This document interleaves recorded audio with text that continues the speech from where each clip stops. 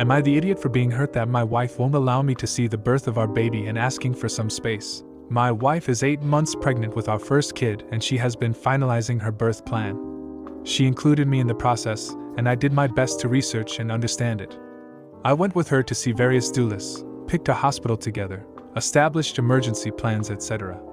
I assumed I would be there for the birth, but she told me she didn't want me to see my daughter being born. She only wants her mother there, and I could only come in once it's done to see the baby. It hurt like hell because I was obviously very excited about it. I asked why and she just said she'd be more comfortable that way.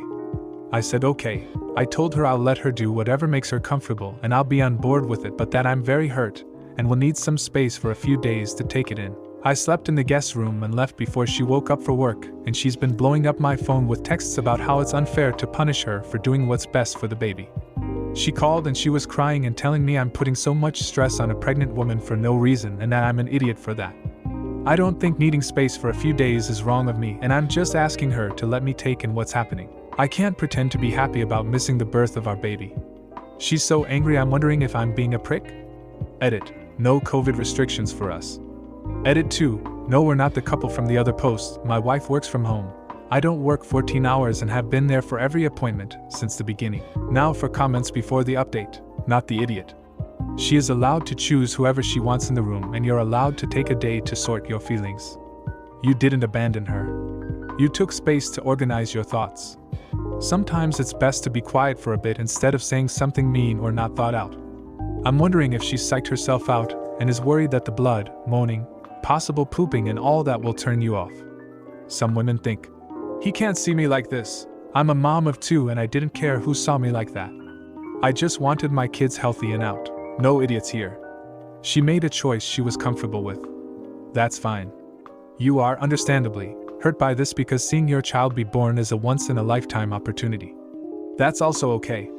Sometimes we need to take ourselves out of a situation to avoid escalation. Neither of you are idiots for your feelings. Update 1. My wife had the baby and they're both healthy. I asked her on her due date if she still didn't want me to be there, and she said she wasn't sure. She was very stressed during labor, and I could tell she was really anxious, so I did my best to comfort her and didn't ask.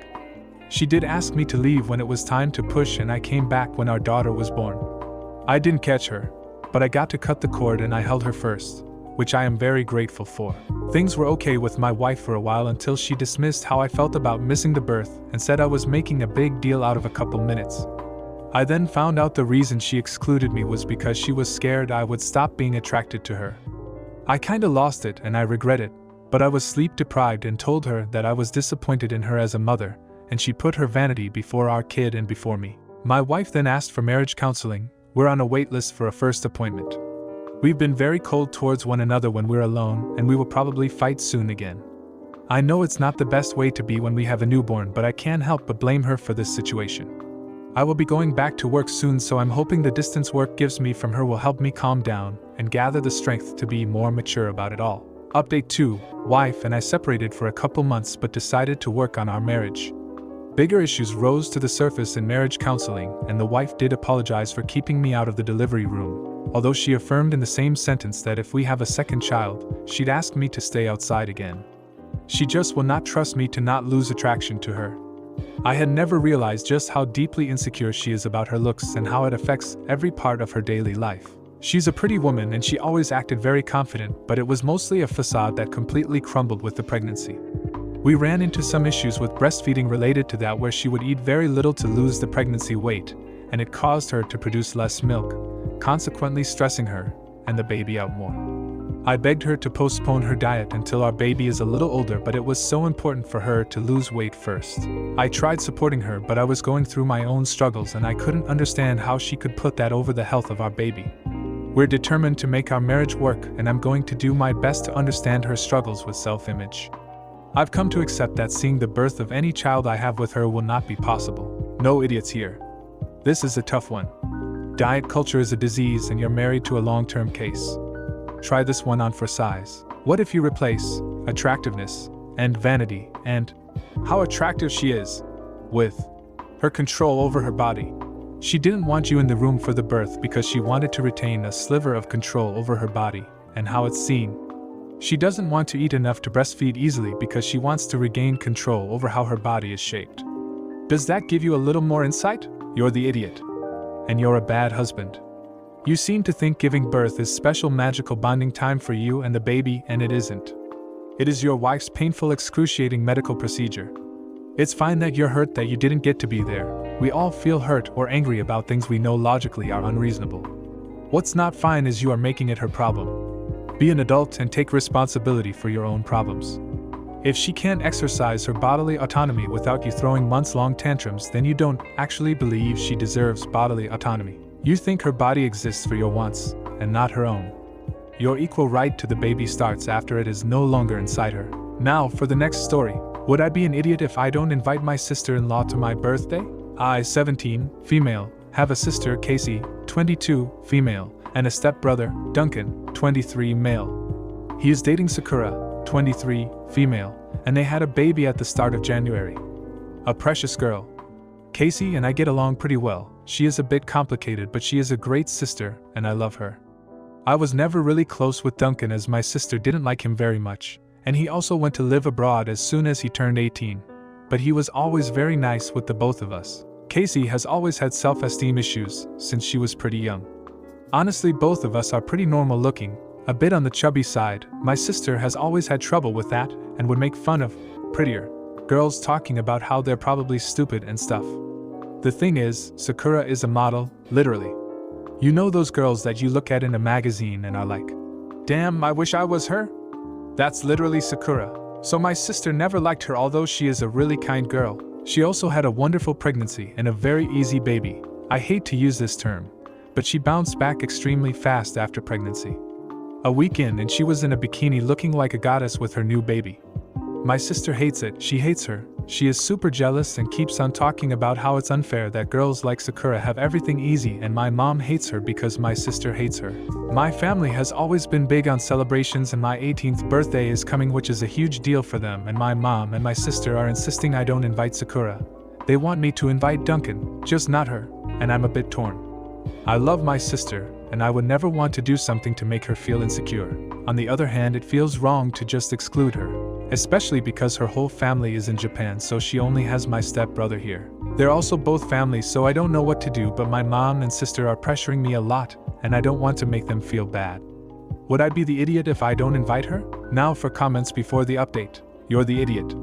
You seem like a person who is absolutely not an idiot, and this can be a moment to prove that, and do what's right. I am sorry your sister is insecure, and your mother enables the resulting poor behavior. But Sakura is not at fault, and has done nothing to deserve this snub, and you seem to know that as well.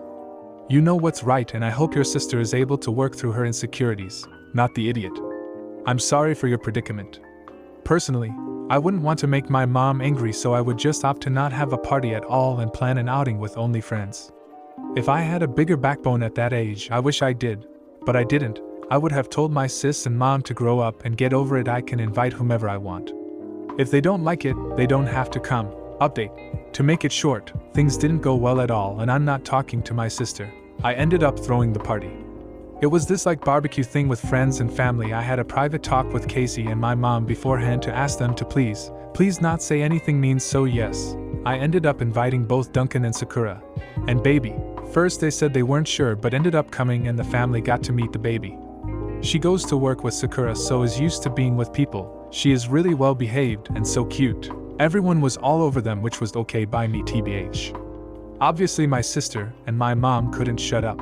They wouldn't say anything in front of her, but at first it was making fun of the baby's name. It's such a short and cute name. Nothing weird or embarrassing. Then about how weird it was that Duncan was doing girl things, which was literally changing diapers and carrying those purses with stuff the baby needs.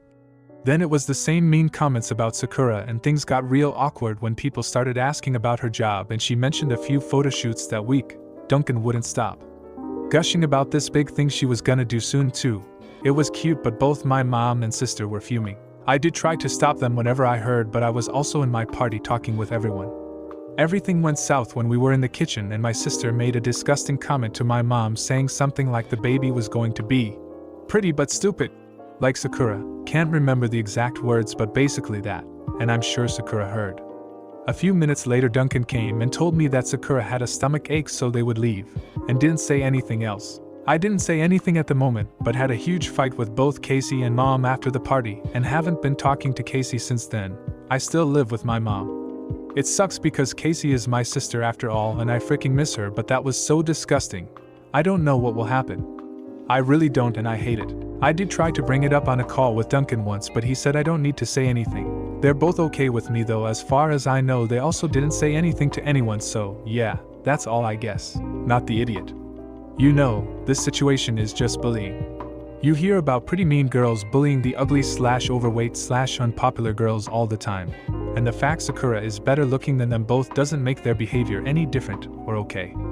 I salute you for having a spine and standing up to them. I'm sure it's not easy living with them in that atmosphere. As unpleasant as it probably feels right now, I guarantee you your mom isn't doing your sister any favors by following her insecure tantrum. And your sister will have a rough future ahead of her if she doesn't control her bitterness and jealousy. Please stay strong and learn from your sister's mistakes. You're doing so great, OP. Now for the next story. Am I the idiot for emailing my fiance's dad about her DNA results? I, male 35, secretly emailed my fiance's, female 31, biological father, who is adopted and had no links to his real family, to inform him that his family had been found through her 23andMe test results.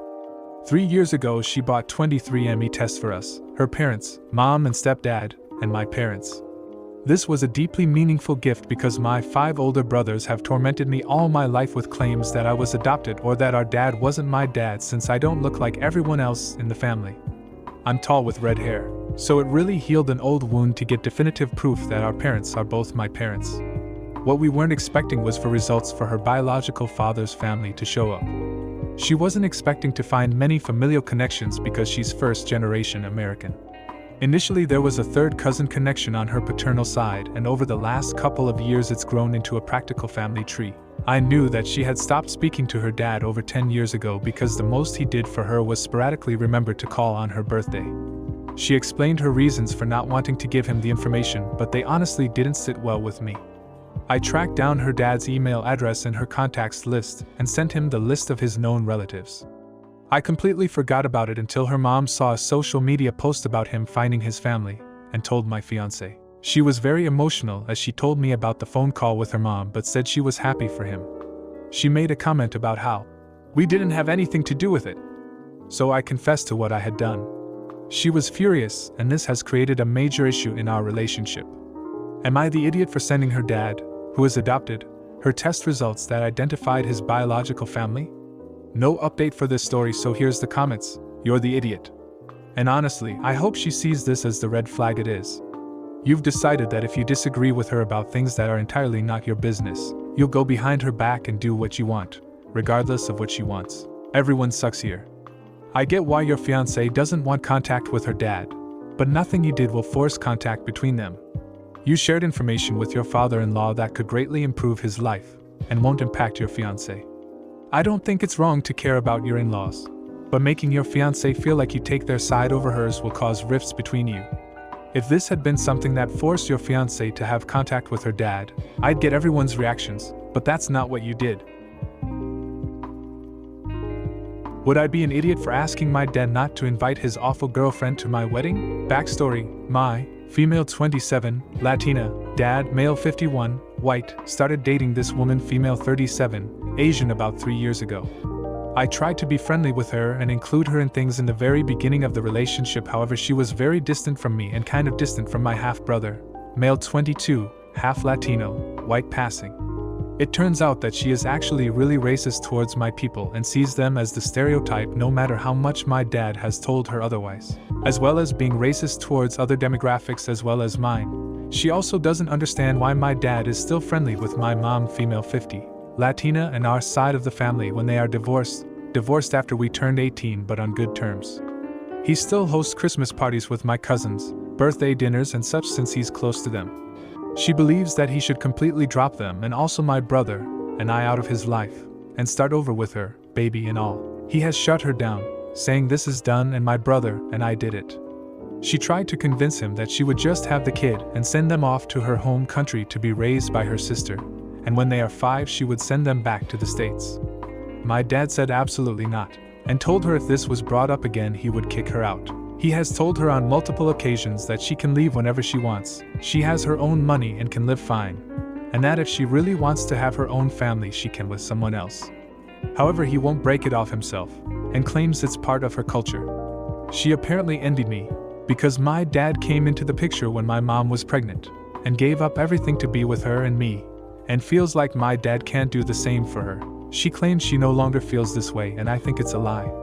My fiancé, 27 male, white, and I are planning on getting married next year in March. His family isn't as close and are less likely to show up, so a majority of the guests will be Latino. My worry is that she will be expecting it to be a majority white people, and when she sees it's my mom's family that she'll feel uncomfortable and want to leave, and my dad will go too to keep her happy even if he's having a good time. My grandma, Dad's mom, said I should just invite her to keep the peace, and my fiancé thinks we shouldn't have her come since she doesn't like me anyway. I feel like I should just talk to my dad about it, but I don't know if I'd be an idiot because it's not the first time I've talked to him about her behavior, and he got defensive and dined it up to that's how she was raised and her culture. Edit. I don't think she'll be loud and start any drama outwardly. Mainly because whenever I go to my dad she pretends I don't exist other than saying hi to please my dad. She does however like to talk about Trump every chance she gets, and my family is very Democrat, so that's a concern for me. Now for comments before the update. Not the idiot, but I don't understand why your father stays with someone who's so racist. Not the idiot. Shut down the racists at every turn. There is no excuse for it. Don't tippy-toe around the issue either. Call her on her bullshit and make it clear that it's why she is no longer invited to family functions. Making racists comfortable is part of the problem. Update. A lot has happened since I posted. I asked my brother for help and he gave me advice, and then when I finally made a date to have dinner with my dad to talk about it, my neighbor's daughter died last Friday. Her son was out of town, and mom had no other family in town, so I was her main support. I helped her though it for 3 to 5 hours, and she wouldn't see her daughter's body without me holding her hand. I'm not mad or upset about this. I'm just glad I was able to help her out. Her family was there right after, so I was able to leave and process everything. It was rough and I cried a lot. Then last Sunday morning we went to my father-in-law's house for breakfast, and someone broke into our apartment and stole our gaming consoles and other nerdy things. I have a video posted to help us find the thief. I thought he took my cats and was hysterically crying until they came out of hiding. My dad decided to come over to comfort me and my fiancé while my fiancé went to get the boxes in storage that have the serial numbers for the consoles. We ordered pizza, and after a while I just wanted to forget about what just happened and asked him about his girlfriend. They actually just had a fight, which my brother told me. So I asked how he was and how she was, and my dad kinda was nonchalant. It's fine, we're fine. She had brought up social issues he doesn't like to talk about with her because she is only ever trying to change his view. I also learned she's only been in America for about 3 years. I finally asked him how I didn't think she'd be comfortable at the wedding, and he just went, "Yes, she probably wouldn't have a good time. But sweetie, it's up to you, and you don't have to invite her if you don't want to. Don't worry about it." And he gave me a hug. Then we watched Umbrella Academy. He half watched it one time, but I insisted he give it a real shot, lol, and he loves it. But all in all, I had a shitty week and I still have homework to do and need to look for a new apartment. Thanks for the advice, everyone. It meant a lot. Not the idiot. I'll poop. Seems like you had a terrible time. I did not see the original post, but I did now, and I'm happy for you that it more or less turned out okay-ish. You may want to share pictures of the good kitties? I know it is not sending you cat pictures, but as a cat person, it always makes me happy too to send others pictures of the cats I meet. Good luck to you. I got my fingers crossed for your future. Not the idiot. Oh, I am so sorry to hear about everything that's happened to you this last week. I hope everything settles down, and you get to put this behind you and have a wedding with people who will celebrate you and share your happy moment. Now for the next story. Am I the idiot for not wanting my half-brother to have the same name as me? This is a really weird question, but for some reason it's turned into a whole issue. When I, male 16, was born, my parents named me Giuseppe after my grandpa on my mom's side. My parents divorced when I was 5, but my mom got sick when I was 12 and passed away a year later, so I had to go live full-time with my dad. 2 years ago my dad started dating Kaylee until they got married.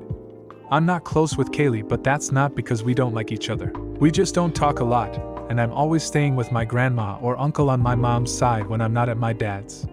They found out they're pregnant months ago and also learned it's a boy.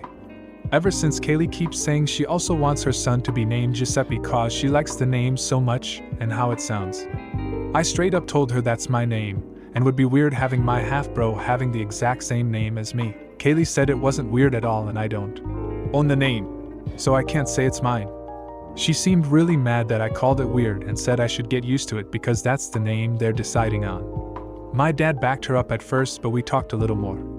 I just told him it didn't feel right for us two to have the exact same name, and maybe that could be a middle name or something if she likes it so much. He talked to Kaylee about changing it as a middle name so the first name can be something else, but she just got more mad. Now she says I'm ruining this whole experience by making a big deal over a name. My dad is in the middle.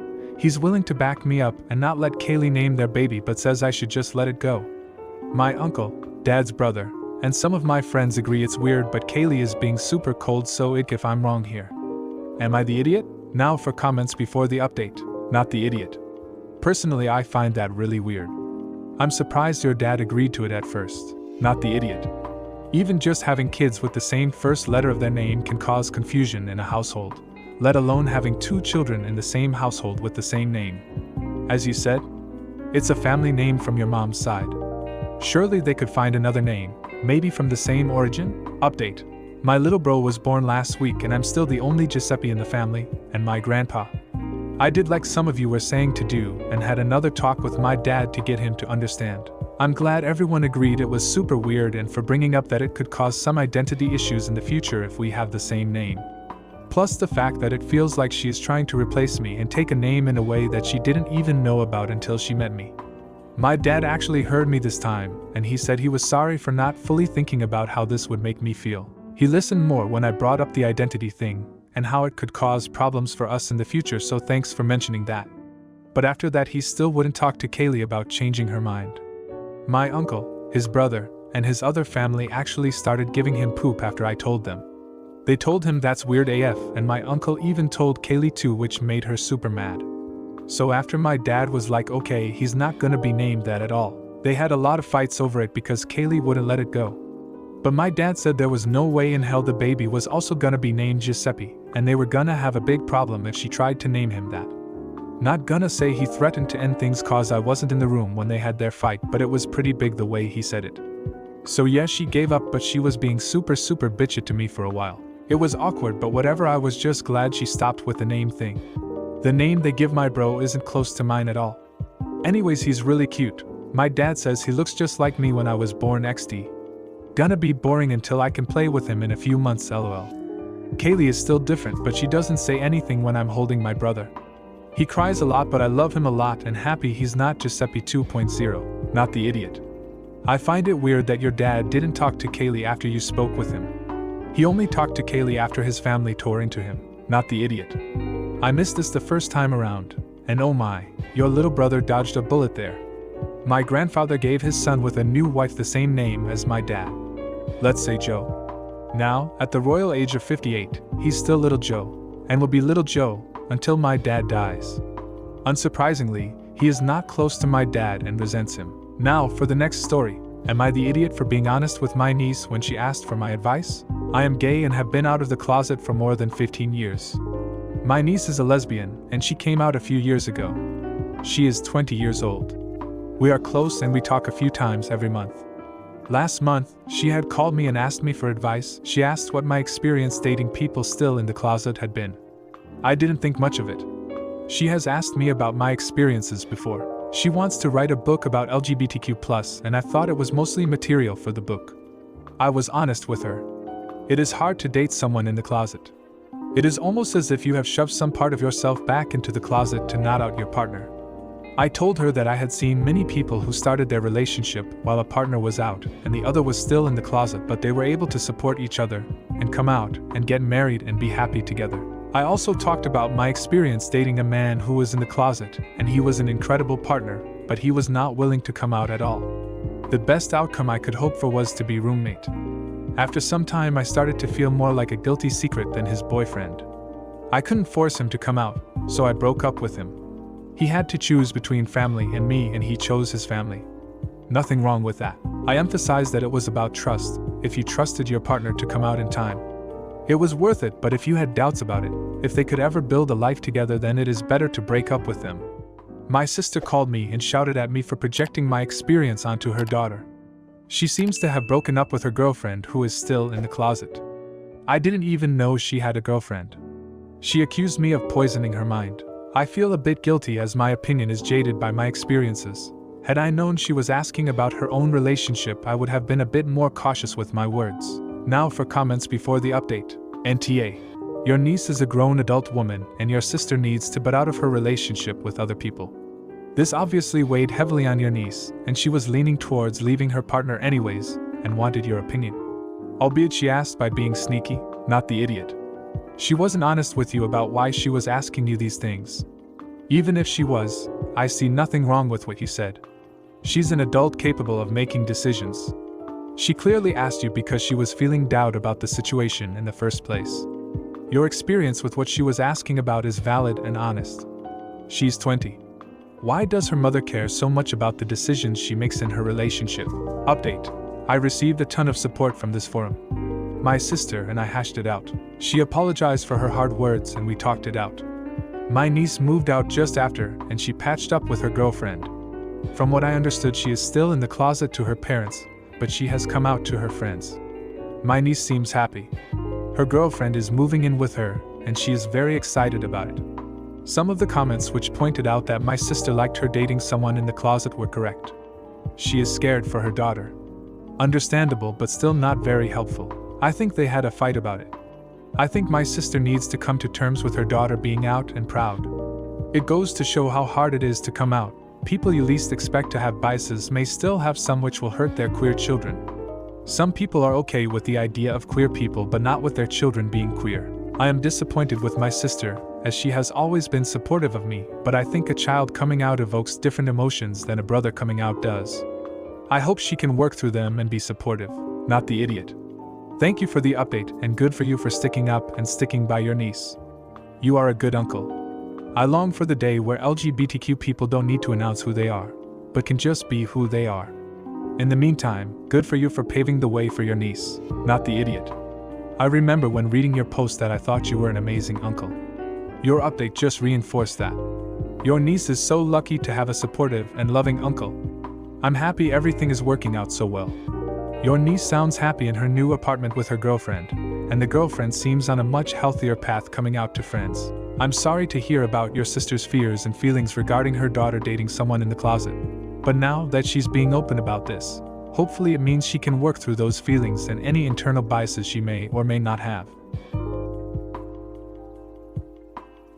Am I the idiot for calling police on X? My ex, 35, had custody of our daughter, 9, until I discovered that my ex was neglecting my daughter by using drugs and living in horrific conditions. I won custody of my daughter when she was 7. Her mother was a heavy meth user for a long time, I came to find out. She hid it from nearly everyone, and of the time I suspected it, I didn't have proof until I came across video evidence of it on my daughter's tablet. During our custody battle, my ex got clean. I was very happy about this, as I wanted my daughter to have her mother in her life. My ex got a job making good money, moved away from her abusive meth head dealer boyfriend, and was finally trying to make something of herself. Well, in the last few months, my ex was finally allowed unsupervised visits. Every visit there was a ton of drama. She was late picking up our daughter, 16 hours late once, she slept for 24 hours straight, leaving our daughter to fend for herself for food. Our daughter had to call her grandma to pick her up because she couldn't wake up mommy. She lost her job due to being sick.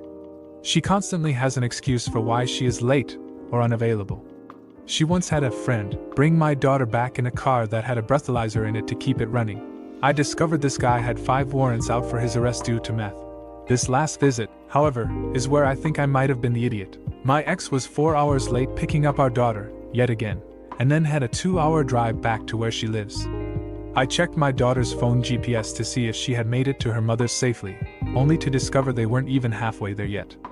Her mother stopped at a random gas station off the interstate for 2 hours and left our daughter alone in the car. I couldn't believe it when I talked to my daughter on the phone. So of course I called the police to do a welfare check. Before the police could arrive, I checked with my daughter again to see if her mother had returned. She had. I relayed this information to dispatch. They still chased her down. All I was told is that my daughter was okay. After my daughter returned from visitation, she told my wife about the incident. This is where I feel terrible. My daughter said the police put her in the back of the squad car as her mother and car were searched. She was terrified. That was never my intention. I just wanted to make sure she was safe, because I was 99% sure there was some sort of drug deal/use going down, especially with recent behavior. Her lawyer even withdrew from counsel this week after a drug test was ordered. My suspicions are through the roof. So, am I the idiot? Edit. Some are under the assumption that I haven't fought tooth and nail for 2 years to keep sole custody of my daughter. The battle is still ongoing, but I'm not a mother, so therefore I am treated as less in family court. Now for comments before the update, not the idiot. While your daughter may have been scared, her safety comes first. Police often have events where they do meet and greet with people where they also get to see a police car and all that. Maybe see if you can replace what she experienced with police with a more positive experience. Not the idiot. It sounds exactly like a drug deal was going down. And since there is no field sobriety test for meth, they probably couldn't do anything to prove there was drug use. But what else could mother have been doing for 2 hours at a random gas station? Update. It's been since December when the initial drug test was ordered for my ex thanks to the events of several visitations and the situation she placed my daughter in, who is 10 now. The second court date, when my ex failed to show or present a drug test, the court ordered my ex's visitation rights to be suspended until she could provide a negative hair follicle. By the third court date, the judge decided to place a no-contact order on my ex, which was a huge relief. My ex has failed to show up to the other 5 court hearings after, so it was decided her failure to take a drug test will now be considered a presumptive positive. In the meantime, my lawyer filed a motion for 100% legal custody, already physical, of my daughter and to give my wife power of attorney over my daughter. This was just granted yesterday, especially when an expert witness, my own daughter testifying against her mother, which I honestly never thought she would do, and my own testimony. My daughter's mother has been MIA since the beginning of December. The last I heard from my ex-MIL, she couldn't even afford to have her electricity turned on. I'm furious her mother has placed so much stress on our daughter, that she has hurt her so thoroughly that my kid said today, off the cuff, that she will never forgive her mother. My wife and I didn't even know how to reply to that, so we just nodded in understanding because she allowed her feelings. I no longer feel like an idiot. I did at first, because of how upset my daughter was. I felt it was entirely my fault. I hated seeing her so upset. I know everything I've done is to protect her from the disaster that is her mother, and I am extremely disappointed that her mother has just decided to not fight for her kid anymore. Just give up and not even show up to court. I have a feeling I won't be hearing anything from her mother. Thank you for all your replies to the previous post. I know many people were pushing for court, which I already had planned, but the court moves slowly. Now you know the outcome, not the idiot. Just a thought. Run a credit check on your daughter and change her social security number. Just in case Biomom has it, not the idiot. I'm so sorry for the struggle your family is going through. I'm glad to hear you have the courts behind you on this at least. This will be a lifelong issue for your daughter, so just be sure you're there for her and maybe consider therapy so she has a place to process this healthily over time. Good luck and you're doing great. Now for the next story. Am I the idiot for moving out and not telling my roommates? I, female 19, live with 3 other girls aged 19 to 20 in an apartment on campus. Since it's an apartment on campus, it's a 2-bedroom with 4 people, so everyone shares a room. I share a room with B, C, and D. Between me and D, we furnish the whole apartment. I want to acknowledge that I am the bitchy roommate. I call everyone out on money, food, and cleaning. I'm a full-time college student and I work 40 hours a week on top of that. But I'm also the one that does the most chores. Since I am the only one with a job, my roommates expect me to buy everything for the place: toilet paper, garbage bags, etc. And they get mad that I ask them to pay me their share of. I really enjoy cooking and it's a huge stress relief for me. For the first month of the semester we did group groceries and group meals. It was cheaper and we would be getting better meals. I figured out we could get 2 weeks worth of meals for around $30 to $40 each every 2 weeks. I make the grocery list and cook the meals. After about a month, B and C said they don't want to do group groceries anymore because it's too expensive. I now cook meals for me and D. We shop together and split the cost 50-50. I'm cooking food for me and D still. B and C expect me to make them food. I told them they didn't pay for food, so I'm not making them any. So now they go out to eat and get takeout every night, then complain that they don't have any money. B has a boyfriend, he comes over and spends the night too. I share a room with B. I've asked to let me know before he comes over. She did for a month, now she tells no one. He comes over and takes naps in her bed when she's not in the room and I'm trying to do homework. I've asked not to have him spend the night if I am intoxicated due to trauma. I woke up after drinking and he was in the room asleep without her. So I did not fall back asleep and was not happy. He comes over all the time now, and she doesn't let us know. I'll jump in the shower in the morning when I walk back to my room in just a towel. He'll be sitting on her bed while I try to get dressed. I am in therapy, and because of the pandemic it's virtual. So I do it from my own room. I can't help it if there's people home, but I've recently figured out that they've been listening to my therapy sessions. I'll talk about things in that session that I don't talk about with anyone else. Somehow C and B will bring it up later that night if it's something about the apartment and them. When I move out they will have absolutely nothing in the apartment.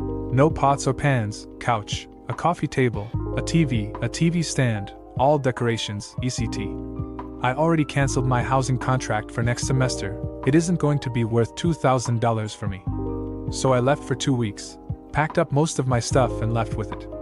I only told D that I was leaving for 2 weeks.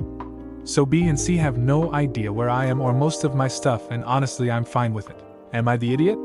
Edit. I have told D that I am not coming back for the second semester. Everything that she paid for/brought is hers. I'm leaving her stuff alone, and that includes some of the stuff that we split the cost on. B and C have since decided to give me the silent treatment, and have not talked to me for a week. I have my big furniture pieces and everything in the kitchen left there for me to grab over Thanksgiving break when no one is there. Otherwise, I have nothing else still there. I have talked to Dee about moving out and getting a place with me, and she isn't interested in moving into a house this year since she is from out of state. The apartment is through college housing, there is no rent to worry about for them to pay. A new random person will be placed into the apartment. The cost of living for them will not change. Now for comments before the update, not the idiot. You don't owe them an explanation. They continuously crossed boundaries and didn't respect you enough. Your roommate's BF is nasty too. He's sitting there knowing you need to get dressed. That's gross. If you share a room, he shouldn't be staying over like that. Also, you own that stuff. They're adults and can figure they're shut out. You should try and get a place with D, not the idiot. When things become intolerable in an apartment living situation with the roommates, the only thing to do is to move out.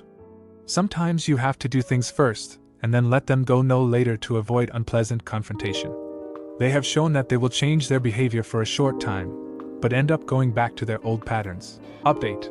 I have successfully moved out of the college apartment, and I moved back in with my parents while I finish out this semester before getting into a house. My ex-roommates B and C have basically cut all contact with me. Me, B, C, and D tried to set up a time to talk about everything. B and C showed no interest and refused. I even went back to the apartment to try to help D with stuff because me and her are remaining friends. She understands why I'm leaving and isn't holding a grudge against me. When I went back, B and C locked themselves into the room that C and I shared. They were talking loudly on purpose so that I could hear them. B. We should go talk to her, I feel bad. C. I don't really care, she's a witch for taking everything. The two laughed and stayed in the locked room until I left. They said nothing to me the whole time. I took everything of mine, leaving them with the university-supplied furniture. No more nice furniture, nothing to cook with, no decorations, nothing in the bathroom, etc. I moved everything out when everyone was gone for the weekend. In moving out, I haven't been able to find a few of my belongings. In the end, the total amount for how much I'm missing is about $40. D has no idea where it is or how it went missing. B and C have completely cut off contact with me, blocked me on social media, and left our group chats. From D, I found out that B and C will be moving out as well and into a dorm with just the two of them. C moved into the room with B for the time being, so now D has her own room. B still hasn't seemed to grasp the concept that she's the reason that I'm leaving more than anything. She is still bringing her boyfriend over almost every day and isn't asking, she is telling D instead of asking. D has told her no, he can't come over a few times, and she still tries to sneak him in. This ends in D yelling at her and then fighting, resulting in B locking herself in the room to pout. D wants to get the RAs involved and I keep telling her to, but she hasn't yet. Me, C, and D were part of a friend group of 6 from freshman year. I talked to them and leaned on them for support, and they all agree that C and B are way out of line. formally kicking C out of the group. She's been removed from our group chats along with other social media. I definitely feel as though that's my fault, but I don't feel bad about it. C showed her true colors and made her own fate. Not the idiot. Holy hell, how did you get the idiot judgment in the previous post? You are definitely not the idiot in that situation. You're not their parents, and thus you're not responsible for their well-being. I'm glad that you moved out and stayed friends with D. Now for the next story. Am I the idiot for not babysitting for my ex when her husband is in the hospital? Things are complicated, but I'll try to sum it up for you. I, 34, male, met my ex-wife 7 years ago. We dated for 1 year and were married for 2 before we divorced. When we met, she already had 2 kids from her previous relationship, Patrick, 13, male, and Luna, F10. We have 1 son, Tony, 5, male, together. My own relationship with her kids was good, but they never treated me as their dad or something like that because their dad was involved in their life. Although my wife had primary custody, we all understood I was a stepdad and were fine with it. My relationship with my ex-wife was good and I thought very loving, although after our divorce I realized that she used to talk a lot about her ex-husband, comparing the 2 of us and stuff like that, which is definitely weird, but I didn't notice it at the time. Well, turns out that she really couldn't forget her ex and she ended up cheating with him. This was very hard to process when I found out, thanks to one of her friends, and our divorce was not easy. When her family found out about her infidelity, they got very angry at her and went no contact with her. All of this happened 4 years ago. Ever since, her and her husband had 2 more babies together, 3 and a few months old baby. Her husband got diagnosed with cancer around November last year. Even after everything they did to me, I still feel sorry for them and their kids. It's a sad situation which makes me think I'm an ass. My ex and I have shared custody with our son, but ever since her husband got sick, my son has been staying with me more days, as sometimes my ex's husband has to stay at the hospital and my ex has to help him.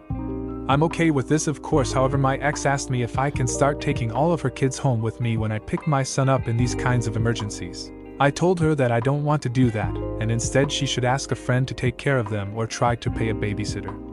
I pay good child care *, and I know they're not spending all that money on my son at the moment because he's mostly with me. I think it'll be enough to pay for a couple hours. She told me her friends don't want to help her anymore, and her family still doesn't talk to her. I told them they need to figure out a solution. I will only help take care of my son. I feel like a piece of poop, to be honest, like I'm being too petty.